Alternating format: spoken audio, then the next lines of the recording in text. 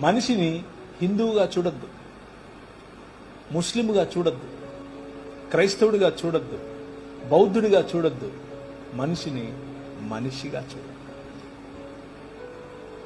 కష్టమా? చాలా కష్టం. అమ్మో, చాలా ఈజీగా, చాలా కష్టం.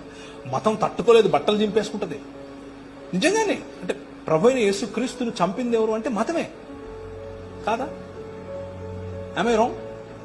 పిలాతు చేతులు కడిగేసుకుని నాకెందుకు రా బాబు, లే చంపండి అని అన్నాడు. మతం నిజమైన మనిషిని చూస్తే బట్టలు చింపేసుకుంటుంది. ప్రధాన యాజకుడు అన్నాడు, యూదుల రాజుకు క్రీస్తు. ఏమో నువ్వు అన్నది? అవును, నువ్వు అన్నట్టే.